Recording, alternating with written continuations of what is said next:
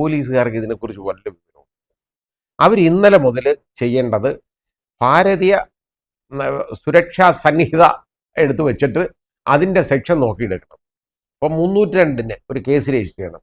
കഷ്ടപ്പെടും അവർ. 302 എന്ന് പറഞ്ഞാൽ ഇവിടെ എല്ലാവർക്കും അറിയാം. 302 വകുപ്പ് എന്ന് പറഞ്ഞാൽ കൊലപാതകത്തിനുള്ള ശിക്ഷയാണെന്നുള്ളത് എല്ലാവർക്കും അറിയാം. ഇത് എടുത്ത് വേറൊരു സെക്ഷനാക്കി വെച്ചുകൊണ്ട് എന്തെങ്കിലും പ്രയോജനമുണ്ടോ? എന്നാൽ എന്താണ് മർഡർ, എന്താണ് കൾപ്പബിൾ ഹോമിസൈഡ് എന്നത് ഡിഫൈൻ ചെയ്തിട്ടുണ്ട്.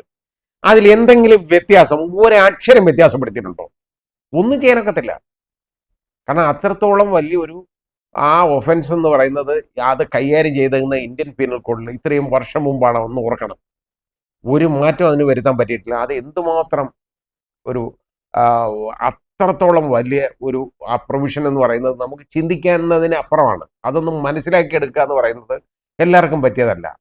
What is culpable homicide, what is murder. അതുപോലെ തന്നെ culpable homicide amounts to murder, not amounts to murder. ഇതെന്താണ് എന്നുള്ളത് അതുണ്ട്. അത് അതുപോലെ എടുത്തു വെച്ചേക്കാണ്. അല്ലാതെ ഇതിനകത്തൊന്നും തൊട്ടിട്ടില്ല. എന്നാൽ ബ്രിട്ടീഷുകാരെ വേണ്ടെങ്കിൽ ഇതിങ്ങ് കളഞ്ഞേക്കണം. എന്നിട്ട് പുതിയതായിട്ട് ഒന്ന് എഴുതി വെക്കണം. അത് എഴുതി വെക്കണമെങ്കിൽ അതിന് വിവരം വേണം, തലയിൽ എന്തെങ്കിലും വേണം. അതില്ല. അതാണ് പ്രശ്നം. ഇപ്പം ഇത് എന്നിട്ട് എന്താ, ഇനി ഇതിൻ്റെ പേര് അങ്ങ് മാറ്റി. പേര് മാറ്റിയിട്ട് അതിനകത്ത് എന്താ, ഇംഗ്ലീഷിലെ ബാക്കി പ്രൊവിഷൻസ് ഒക്കെ. അപ്പോൾ ഒന്ന് ആലോചിച്ച് നോക്കിക്കോളൂ, എന്തുവാണ് ഇതിൻ്റെ മാറ്റം എന്ന് ചോദിച്ചു കഴിഞ്ഞാൽ ഇതിൻ്റെ പേരാണ് ഇതിൻ്റെ മാറ്റം, വേറൊന്നുമില്ല. ഇന്ത്യൻ പീനൽ കോഡ് എന്നുള്ളതിന് പകരം ഭാരതീയ സുരക്ഷാ സംഹിത. തീർന്നു, അത് മതി. ഭാരതീയ ന്യായ സംഹിത തീർന്നു, ഇത് മതി. ഇതാണ്. മറ്റേ CRPCക്ക് ഇതേപോലൊരു പേര്. ഇതൊക്കെ നമുക്ക് പറയാൻ ഇനി എത്ര നാൾ എടുക്കുമെന്നറിയാമോ? BNS എന്നും BSNSS എന്നും പറഞ്ഞ് ഇങ്ങനെ പോകണം. നമുക്ക് അതേ മാർഗമുള്ളൂ. അപ്പം ഞാൻ പറഞ്ഞതുപോലെ ഇതിനകത്തുള്ള വ്യത്യാസം, ഇനി ഇതിനകത്ത് ചില കാര്യങ്ങൾ ഇന്ത്യൻ പീനൽ കോഡിനകത്ത് വ്യത്യാസം വരുത്തിയിട്ടുണ്ട്. അത് അറിഞ്ഞുകൊണ്ട് ചെയ്തേക്കുന്ന കേട്ടോ, അറിയാൻ വയ്യാത്തതല്ല.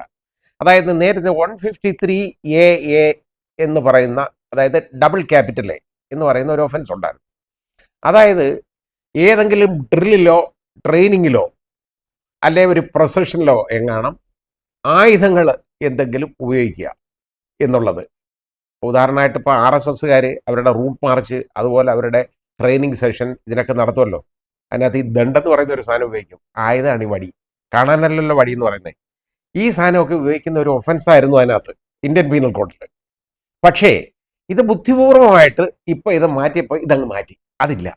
ആയുധം ഉപയോഗിക്കുന്ന ഒന്നും വേണ്ടിയിട്ടില്ല. ഡ്രില്ലോ ട്രെയിനിങ്ങിലോ ഒന്നും ആയുധം ഉപയോഗിക്കുന്നതിനെ സംബന്ധിച്ചുള്ള ഒരു കാര്യവും ഇല്ല. അതുപോലെ ആയി.